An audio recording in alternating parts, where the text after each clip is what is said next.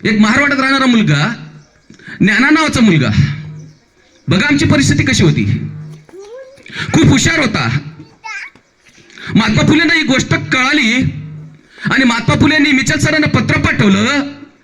एक महारपुरात राहणारा मुलगा, आदिवासी मुलगा, याला तुमच्या शाळेत तुम्ही दाखल करून घ्यावं. त्यावेळेस महात्मा फुलेंनी पत्र मिचल सरांच्या हातात पडलं आणि ज्ञानाचा ज्ञानदेव, त्याचे वडील त्याला शाळेत घेऊन जायला लागले.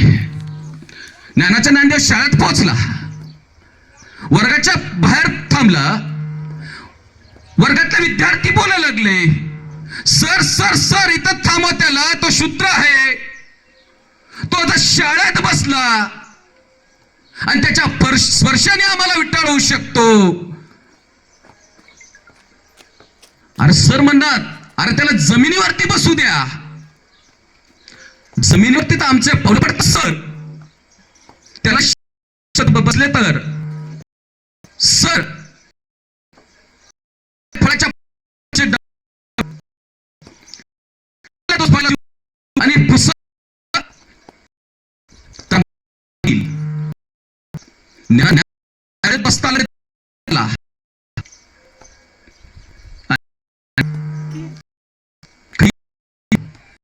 मिचल सर येतो ते शाळेतून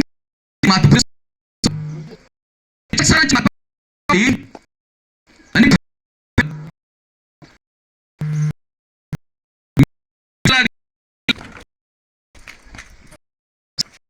ज्ञानाचा ज्ञान अभ्यास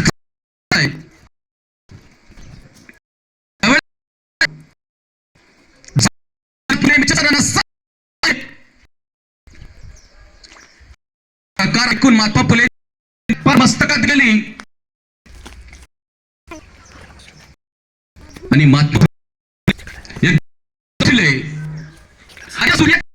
मस्तकी पडतात होत नाही. ज्या नदी